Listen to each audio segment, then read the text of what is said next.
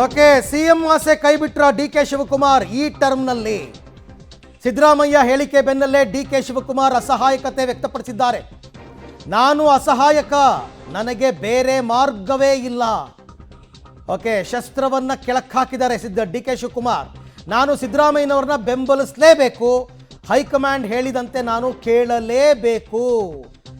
ಈ ಟರ್ಮ್ನಲ್ಲಿ D K Shivakumar CM ಆಸೆಯನ್ನು ಕೈ ಬಿಟ್ಟಂತೆ ಕಂಡು ಬರ್ತಾ ಇದೆ.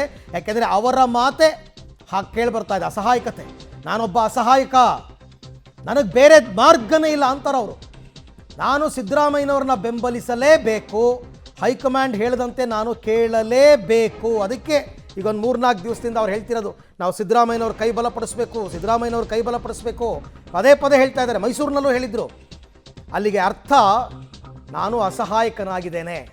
ಹೈಕಮಾಂಡ್ ಸ್ಪಷ್ಟವಾಗಿ ಡಿ ಕೆ ಶಿವಕುಮಾರ್ ಹೇಳಿದೆ, ಸಿದ್ದರಾಮಯ್ಯನವರೇ ಈ ಟರ್ಮನ್ನು ಕಂಪ್ಲೀಟ್ ಮಾಡ್ತಾರೆ ಅಂತ. ಹಾಗಾಗಿ ಡಿ ಕೆ ಶಿವಕುಮಾರ್ ಅಸಹಾಯಕರಾಗಿದ್ದಾರೆ. ನೋಡಿ ಹೆಂಗೆ ಒಂದು ಕಡೆ ಘಂಟಾಘೋಷವಾಗಿ ಮುಖ್ಯಮಂತ್ರಿಗಳು ಹೇಳ್ತಾರೆ 5 ವರ್ಷ ನಾನೇ ಸಿ ಎಂ ಅಂತ.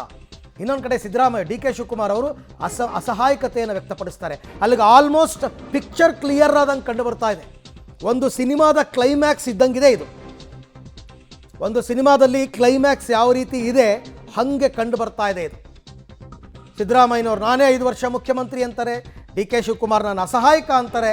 ಅಲ್ಲಿಗೆ ಎಲ್ಲ ಕ್ಲಿಯರ್ ಆದಂಗೆ ಆಗ್ತಾ ಇದೆ. ಸಿ ಎಂ ಆಸೆಯನ್ನು ಡಿ ಕೆ ಶಿವಕುಮಾರ್ ಕೈ ಬಿಟ್ಟಿದ್ದಾರೆ. ಹಾಗೆ ನೋಡೋಕೋದ್ರೆ 135 ಜನ ಶಾಸಕರು ಗೆದ್ದು ಸರ್ಕಾರ ರಚನೆ ಮಾಡೋ ಸಂದರ್ಭದಲ್ಲಿ ಬಹಳ ಹಗ್ಗಜಗ್ಗಾಟ ನಡೆದಿತ್ತು ಡಿ ಕೆ ಶಿವಕುಮಾರ್ ಸಿದ್ದರಾಮಯ್ಯನವ್ರ ನಡುವೆ. ಯಾರು ಸಿ ಎಂ ಆಗಬೇಕು, ಯಾರು ಸಿ ಎಂ ಆಗಬೇಕು ಅಂತ.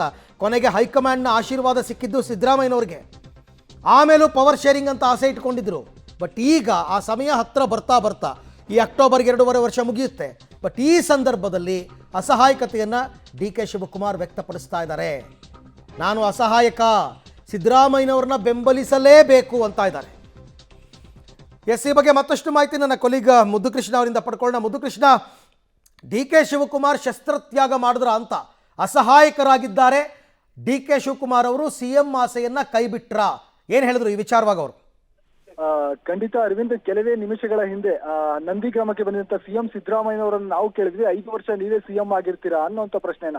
ಅದಕ್ಕೆ ತಟ್ಟಂತ ಉತ್ತರ ಕೊಟ್ಟಿದ್ದು, ನಿಮಗೆ ಯಾಕೆ ಈ ಅನುಮಾನ ಅನ್ನೋಂಥ ಪ್ರಶ್ನೆ.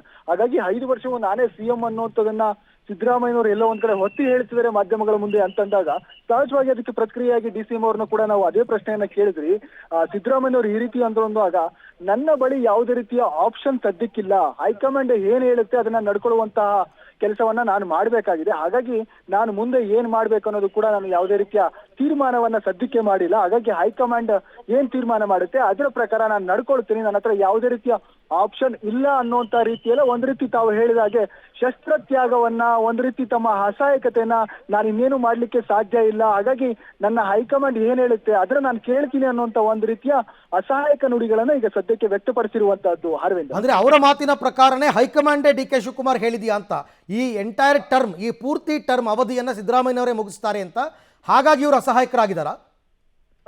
ಖಂಡಿತ ಇತ್ತೀಚೆಗೆ ನಡೀತಾ ಇರುವಂತಹ ಬೆಳವಣಿಗೆಗಳನ್ನ ಗಮನಿಸಿದಾಗ ಎಲ್ಲೋ ಒಂದು ಕಡೆ ಸೆಪ್ಟೆಂಬರ್ಗೆ ಸಿಎಂ ಅವರು ಬದಲಾವಣೆ ಆಗುತ್ತೆ ಅಂತಕ್ಕಂಥದ್ದು ಕೆಲವರು ಹೇಳ್ತಾರೆ, ಕೆಲವರು ಹಾಗಲ್ಲ ಅಂತಾರೆ. ಸ್ವತಃ ಸಿಎಂ ಅವರು ಅದಕ್ಕೆ ಸ್ಪಷ್ಟನೆ ಕೊಡ್ತಾರೆ, ನಿಮ್ಗೆ ಯಾಕೆ ಅನುಮಾನ ಮಾಧ್ಯಮದವರಿಗೆ ಅನ್ನೋಂಥ ಪ್ರಶ್ನೆ ಕೇಳ್ತಾರೆ. ಹಾಗಾಗಿ ಹೈಕಮಾಂಡ್ ನೇರವಾಗಿ ಡಿ ಕೆ ಶಿ ಅವರಿಗೆ ಹೇಳಿದೆ ಅಂತದನ್ನ ಅವರು ಸ್ಪಷ್ಟನೆಯನ್ನ ಮಾಡ್ತಾ ಇಲ್ಲ. ಆದ್ರೆ ಅವರು ಹೇಳಿಕೊಳ್ಳುವಂತಹ ಮಾತುಗಳಿಂದ, ತಮ್ಮ ಅಸಹಾಯಕ ನುಡಿಗಳಿಂದ ಆ ರೀತಿಯ ಅರ್ಥ ಈಗ ಎಲ್ಲರಿಗೂ ಕೂಡ ಗೊತ್ತಾಗ್ತಾ ಇರುವಂತದ್ದು. ಎಲ್ಲೋ ಒಂದ್ ಕಡೆ ಹೈಕಮಾಂಡ್ ಏನ್ ಹೇಳುತ್ತೆ ಅದನ್ನ ನಾನು ಮಾಡ್ತೀನಿ, ನಾನು ಈಗ ಸದ್ಯಕ್ಕೆ ಹೆಲ್ಪ್ಲೆಸ್, ಅಸಹಾಯಕನಾಗಿದ್ದೀನಿ, ನನ್ನ ಬಳಿ ಯಾವುದೇ ರೀತಿಯ ಆಪ್ಷನ್ಗಳಿಲ್ಲ ಅನ್ನೋದನ್ನ ಸ್ಪಷ್ಟಪಡಿಸ್ತಾ ಇರುವಂತದ್ದು. Arvind, right, thank you Muddukrishna. ತಮ್ಮ ಎಲ್ಲ ಮಾಹಿತಿಗಾಗಿ ಧನ್ಯವಾದ. ಒಟ್ಟಾರೆ ಈಗ ಡಿ ಕೆ ಶಿವಕುಮಾರ್ ಅವರ ಮಾತುಗಳು, ಅದಕ್ಕೂ ಮುನ್ನ ಸಿದ್ದರಾಮಯ್ಯನವರ ಮಾತುಗಳು ಎಲ್ಲವನ್ನೂ ಕೇಳಿದಾಗ ಸಿದ್ದರಾಮಯ್ಯನವರ ಸ್ಥಾನ ಅಬಾಧಿತ. ಇನ್ನು ಮುಂದಿನ 3 ವರ್ಷಕ್ಕೆ 2 ವರ್ಷ 10 ತಿಂಗಳಿದೆ ಇನ್ನು ಮುಂದಕ್ಕೆ. ಈ 2 ವರ್ಷ 10 ತಿಂಗಳು ಅಥವಾ 3 ವರ್ಷ ಅಂದ್ಕೊಳ್ಳೋಣ, ಮುಂದಿನ 3 ವರ್ಷ ಕೂಡ ಸಿದ್ದರಾಮಯ್ಯನವರು ಮುಖ್ಯಮಂತ್ರಿಯಾಗಿ ಮುಂದುವರಿತಾರೆ. ಅದನ್ನು ಡಿ ಕೆ ಶಿವಕುಮಾರ್ ಕೂಡ ಇಂಡೈರೆಕ್ಟಾಗಿ ಒಪ್ಕೊಂಡಿದ್ದಾರೆ.